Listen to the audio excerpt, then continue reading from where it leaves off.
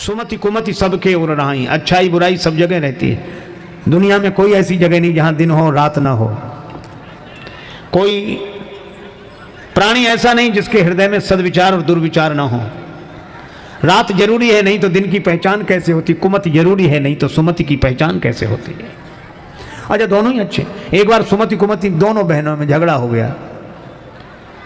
कुमति गई ब्रह्मा जी के पास, क्या मैं आपकी बेटी नहीं हूं? सुमति ही आपकी बेटी है। मैं कुमति हूं तो क्या सही, हूं तो आपकी बेटी। मुझे कोई नहीं चाहता, सब सुमति को चाहते हैं, तो क्या आपको मैं अच्छी नहीं लगती? हम दोनों में बताओ कि आपको कौन अच्छा लगता है ज्यादा। अब ब्रह्मा जी ने सोचा कि दोनों बेटियां, अब समझाएं कैसे। तो कहा बेटी ऐसा करो, तुम दोनों ही अच्छी लगती हो ना। ऐसे नहीं, निर्णय करके बताओ। ब्रह्मा जी बोले अच्छा चल के बताओ तुम दोनों। तो सुमति वहां तक गई, फिर लौट कर आई। अच्छा कुमति वहां तक गई, फिर लौट कर आई। ब्रह्मा जी बोले फैसला हो गया। क्या? बोले दोनों ही अच्छी लगती हो हमें। कहा कैसे? कहा सुमति तुम आते हुए अच्छी लगती हो और कुमति तुम जाते हुए अच्छी लगती हो, हमें दोनों ही अच्छी। आप क्या समझते हैं लंका में कुंभकर्ण नहीं सोता है, विभीषण जी नहीं सोते हैं? अगर सोते हैं नहीं तो क्यों लिखा 23 समय विभीषण जागा?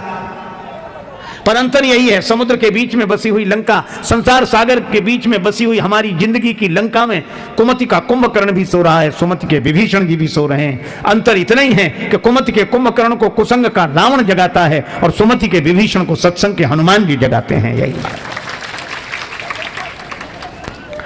अच्छाई में भी बुराई हो सकती है, बुराई में भी अच्छाई हो सकती है। और यहीं की बात क्यों, अयोध्या तक में कैकेयी माता के जिस भवन में श्री भरत रहते हैं उसी भवन में मंथरा रहती है। मंथरा जैसा कुटिल कौन और भरत जी जैसा सरल कौन? भरत जी सत्संग के स्वरूप और मंथरा कुसंग का रूप। अच्छा, एक और अद्भुत बात है, कैकेयी माता के जिस भवन में संत भरत रहते हैं उसी में साधुता की मूर्ति अगर भरत है तो कुटिलता की मूर्ति मंथरा भी रहती है। और कैकेयी माता के भवन में सबसे अधिक श्री राम जी रहते हैं। बस यही जीवन का दर्शन है। हमारी जिंदगी रूपी अयोध्या के इस हृदय रूपी भवन में अगर साधुता की मूर्ति भरत रहते हैं और कुटिलता की मूर्ति मंथरा रहती है तो इसी हृदय के भवन में भगवान भी रहते हैं।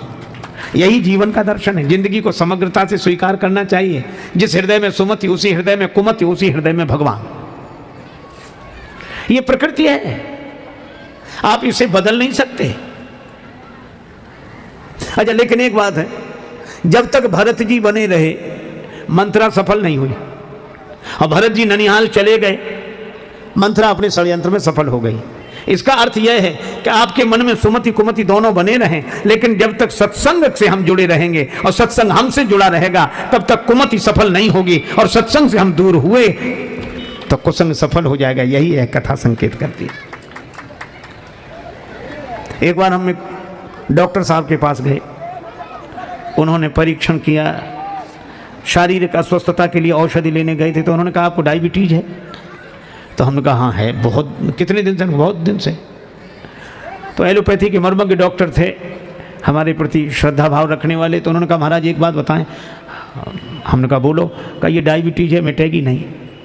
किसी जादू टोने ताबीज गंडा विभूति के चक्कर में मत पड़ना, ये नहीं मिटेगी। तो मैंने कहा ये तो बड़े घबराने की बात है कि डायबिटीज नहीं मिटेगी। वो बोले कि नहीं घबराने की ज़रूरत नहीं है, आप समय से दवा खाते रहो, परहेज करते रहो तो कंट्रोल में बनी रहेगी। मिटेगी तो नहीं पर कंट्रोल में बनी रहेगी अगर दवा खाते रहे और परहेज करते रहे तो। उन्होंने डायबिटीज के संदर्भ में यह बात कही थी, यह मंत्र था। लेकिन मैं आपसे सत्य कहूं, मुझे तो जिंदगी के लिए महामंत्र मिल गया। जीवन के साथ भी यही है। तो जैसे डायबिटीज मिटेगी नहीं, आप तो दवा खाओ परहेज करो तो कंट्रोल में बनी रहेगी, इसी तरह मैं आपसे जीवन के सत्य के बारे में भी कह रहा हूं। फिर दोहरा दूं को डॉक्टर के उनके कथनानुसार डायबिटीज मिटेगी नहीं, दवा खाते रहो परहेज करते रहो तो कंट्रोल में बनी रहेगी। अगर यह तन के स्तर पर सत्य है तो मन के स्तर पर यह महामंत्र भी सत्य है कि ये मन के काम क्रोध लोभ मोह मद मत्सर मिटेंगे नहीं। आप तो सत्संग की दवाई खाओ, कुसंग का परहेज करो तो कंट्रोल में बने रहेंगे। ये मिटने वाले नहीं, ये कभी नहीं मिटेंगे। इनको मिटाने वाले मिट गए, इनको मिटाने वाले मिट गए, ये नहीं मिटे। बस सावधानी हटी और दुर्घटना घटी, परहेज बंद हुआ और दवा नहीं ली और डायबिटीज बढ़ी।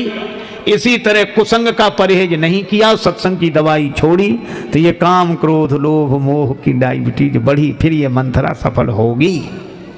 और इसीलिए मैं आपसे चर्चा कर रहा था कि इलाज भगवान तो नहीं कर सके। भगवान ने देखा कि अयोध्या में तो बीमारी फैल गई। कौन सी? मंथरा के मन में राम जी का सुख देखकर जो जलन हुई। श्री तुलसीदास जी कहते हैं कि यह मन की टीबी है, क्षय रोग। पर सुख देख जरनी सोई क्षयी। दूसरे का सुख देखकर अपना जी जलने लगे तो समझ लो मन को टीबी का रोग हो गया है।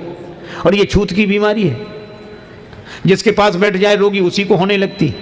इसीलिए तो कैकेयी माता पर थोड़ी देर तो असर नहीं हुआ, पर मंथरा ज्यादा देर बैठ गई तो वो लक्षण कैकेयी माता में भी आ गए। और मुझे तो लगता है कि भगवान राम श्री सीता जी लक्ष्मण जी के संग चित्रकूट आ गए। क्यों आ गए? जहां क्षय रोग फैलने लगे तो जलवायु परिवर्तन के लिए बाहर ही चले जाना अच्छा है। अच्छा देखो, 3 आए तो 3 गए। काम क्रोध लोभ। लोभ आया मंथरा के मन में, क्रोध आया कैकेयी माता के मन में, और काम आया दशरथ जी के मन में। 3 आए और 3 ही गए। काम क्रोध लोभ 3 आए तो 3 गए। क्रोध के भवन में, कोप भवन में कैकेयी जी, और लोभ के कारण मंथरा विचलित है, और काम के कारण दशरथ जी। काम कौतुक लेखई, और 3 आए तो 3 गए। राम जी, लक्ष्मण जी, सीता जी। क्योंकि काम आ गया तो राम जी कैसे ठहरे? जहां राम तहां काम नहीं, जहां काम नहीं राम, तुलसी कबों की रही सकें रवि रजनी एक ठाम। काम आ गया तो राम जी वन को चले गए, और क्रोध आ गया तो शांति चली गई सीता जी। क्या क्रोध में और शांति? आज तक किसी ने कहा कि जब हमें क्रोध आता है तो बड़ी शांति मिलती। क्रोध आ जाएगा तो शांति चली जाएगी, काम आ जाएगा तो राम जी चले जाएंगे, और लोभ आ जाएगा तो त्याग के लक्ष्मण चले जाएंगे। लेकिन इस बुराई को दूर किया किसने? वशिष्ठ जी ने कहा एक ही उपाय, भरत जी को बुलाओ। संतन के संग लाग रे तेरी बिगड़ी बनेगी, संतन के संग लाग रे बिगड़ी बनेगी, तेरी बिगड़ी बनेगी। संतन के संग लाग रे तेरी बिगड़ी बनेगी, संतन के संग लाग रे तेरी बिगड़ी बनेगी।